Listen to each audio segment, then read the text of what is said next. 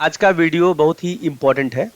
आज हम बात करेंगे कि पैरामेडिकल कॉलेज के स्टूडेंट्स अपना प्रेजेंटेशन कैसे तैयार करते हैं और कैसे देते हैं। बेसिकली स्टूडेंट लाइफ का ये बहुत महत्वपूर्ण इम्पोर्टेंट क्षण होता है जब कोई स्टूडेंट स्टेज में जा कर के अपने आप को रिप्रेजेंट करता है। वो एज ए टीचर बिहेव करता है और एक प्रेजेंटेशन रेडी करता है और स्टेज में जाके अपने प्रेजेंटेशन को प्रेजेंट करता है।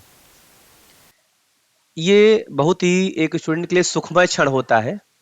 आज हम प्रेजेंटेशन के कंप्लीट प्रोसेस को अंडरस्टैंड करने का प्रयास करेंगे कि किस तरीके से एक स्टूडेंट प्रेजेंटेशन तैयार करता है और कैसे प्रेजेंट करता है।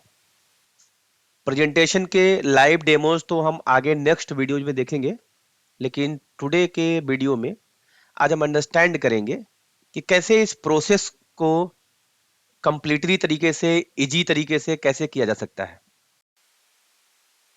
प्रेजेंटेशन के प्रोसेस को अंडरस्टैंड करने के लिए हम एक एग्जांपल लेते हैं कि गणेश पैरामेडिकल कॉलेज के स्टूडेंट कैसे प्रेजेंटेशन रेडी करते हैं और कैसे प्रेजेंटेशन को प्रस्तुत करते हैं। ये गणेश डायग्नोस्टिक महज एक जांच केंद्र और मेडिकल सेवाओं तक ही सीमित नहीं है, बल्कि अपनी उत्कृष्ट शैक्षणिक पैरामेडिकल कोर्स के लिए भी प्रख्यात है। यहाँ पर senior faculty MBBS MD radiologist doctor Raveen Sharma और MBBS MD pathologist doctor Sonal Sharma के मार्गदर्शन में ये पैरामेडिकल कॉलेज संचालित किया जा रहा है, जहां पर रेडियोलॉजी और पैथोलॉजी के कोर्सेज चलाए जाते हैं, जिसमें डिग्री भी है, डिप्लोमा भी है, सर्टिफिकेट्स प्रोग्राम भी हैं, जैसे BMLT, DMLT, BRIT, DRIT।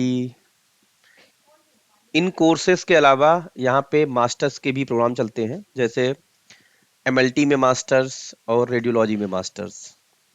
ये सारे जो भी प्रोग्राम चलाए जा रहे हैं सारे यूनिवर्सिटी के प्रोग्राम्स हैं, सब अफिलिएटेड प्रोग्राम्स हैं। आपके सामने जो वीडियो चल रहा है, इसमें जो स्टूडेंट दिख रही हैं इनका नाम है अर्शनूर कौर। ये गणेश डायग्नोस्टिक के रेडियोलॉजी डिपार्टमेंट के बैचलर डिग्री के फर्स्ट ईयर के स्टूडेंट हैं। ये BRIT का कोर्स कर रही है 3 ईयर का। ये फर्स्ट ईयर में भी है, इनका ये दूसरा या तीसरा प्रेजेंटेशन चल रहा है। तो देखिए किस तरीके से, कितने प्यार से, कितने अच्छे तरीके से इन्होंने स्लाइड रेडी कर रखी है। उसमें इमेजेस भी हैं, टेक्स्ट भी हैं, और बताने का स्टाइल देखिए इनका। इस तरीके से एक टीचर बताता है ना, उस तरीके से ये चीजों को समझा रही हैं। आइए अब हम बात करते हैं कि प्रेजेंटेशन का पूरा प्रोसेस क्या है। इसके लिए सबसे पहले टीचर्स द्वारा टॉपिक अलॉट किया जाता है। लाइक जैसे इन अर्शनूर जी को टॉपिक अलॉट हुआ है OPG एक्सरे।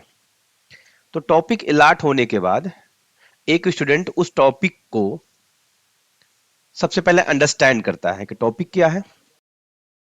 इसके बाद ये देखता है अपने क्लास नोट्स से कि इस टॉपिक के बारे में हमें क्लास में क्या स्टडी कराई गई है, क्या प्रिपरेशन कराई गई है, क्या नोट्स रेडी कराए गए हैं।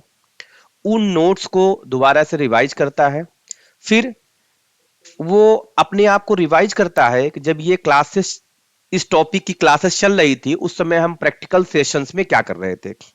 जो भी हमने प्रैक्टिकल्स किए इस OPG एक्सरे के बारे में, इस करंट टॉपिक के बारे में, उस प्रैक्टिकल्स को भी हम रिव्यू करते हैं, उसको भी नोट्स बनाते हैं। टॉपिक को अंडरस्टैंड करने के बाद बात आती है कि इस पूरी अंडरस्टैंडिंग को पावर पॉइंट प्रेजेंटेशन के रूप में प्रिपेयर किया जाए, जिसके लिए अब कंटेंट प्रिपरेशन किया जाता है।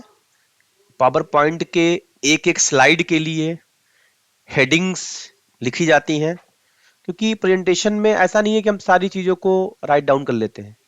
प्रेजेंटेशन में हम हेडिंग्स को आइडेंटिफाई कर लेते हैं, नोट डाउन कर लेते हैं, और उन हेडिंग्स पे खुद में मैटर हमारे अंदर अंडरस्टैंडिंग होनी चाहिए कि जब प्रेजेंटेशन देते समय उन हेडिंग्स को देख करके हम समझ जाएं कि हमें इस हेडिंग्स पे क्या बोलना है।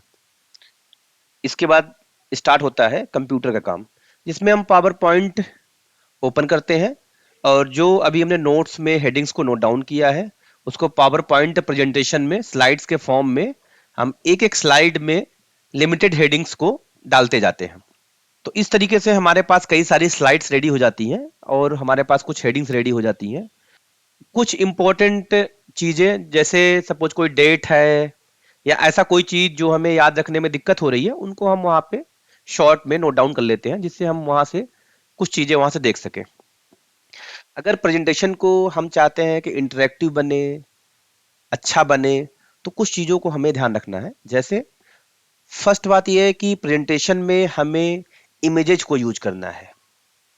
रेलेवेंट कंटेंट के अकॉर्डिंग रेलेवेंट इमेजेस आप यूज कर सकते हैं। दूसरी बात, आप ग्राफ्स का इस्तेमाल कर सकते हैं रिपोर्ट्स वगैरह दिखाने के लिए। आप ग्राफ्स का इस्तेमाल कर सकते हैं। तो इस तरीके से कुछ ऐसी चीजों को हम इस्तेमाल कर लेते हैं जिससे हमारा प्रेजेंटेशन इंटरेक्टिव हो जाता है। ऐसा भी नहीं है कि प्रेजेंटेशन बनाना बच्चों का खेल है। इसमें मुझे गालिब जी का एक शेर याद आता है, इसमें उन्होंने कहा था, ये इश्क नहीं आसा, एक आग का दरिया है और डूब के जाना है। तो इश्क की जगह हम यहाँ पे पैरामेडिकल कॉलेज का प्रेजेंटेशन ले लेते हैं, जिसमें तब बनता है, ये प्रेजेंटेशन नहीं है आसा, एक आग का दरिया है और डूब के जाना है। तो इसमें डूब नहीं जाना है, इसमें डूब करके निकल जाना है। प्रेजेंटेशन रेडी होने के बाद अब टाइम आता है उस प्रेजेंटेशन की प्रैक्टिस करने की। उस प्रेजेंटेशन को हम घर में और क्लासेस में फ्रेंड्स के साथ कई बार प्रैक्टिस उसकी कर सकते हैं। प्रैक्टिस कर लेंगे तो जब भी हम स्टेज में जाएंगे या उसे प्रेजेंट करेंगे, तो वहाँ पे हम हमारा कॉन्फिडेंस डेवलप रहेगा, वहाँ हमें दिक्कत नहीं आएगी। कई बार क्या होता है कि बच्चे प्रेजेंटेशन रेडी किए, लैपटॉप पे उन्होंने जो है रेडी कर लिया, रेडी करने के बाद वो रिहर्सल या तो प्रैक्टिस करते नहीं है, फिर स्टेज में जाते हैं तो चीज़ों को भूलने लगते हैं, वो बता नहीं पाते अच्छे से।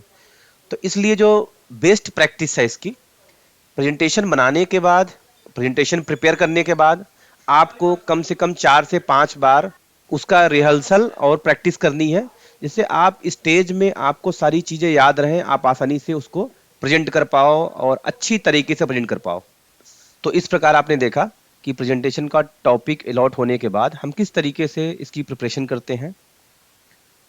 इस चीज़ को हम एक बार समराइज करते हैं, जिसमें सारी चीज़ों को एक साथ लेते हैं। जिसमें सबसे पहला होता है काम टॉपिक अलॉटमेंट, जो टीचर्स करते हैं आपको।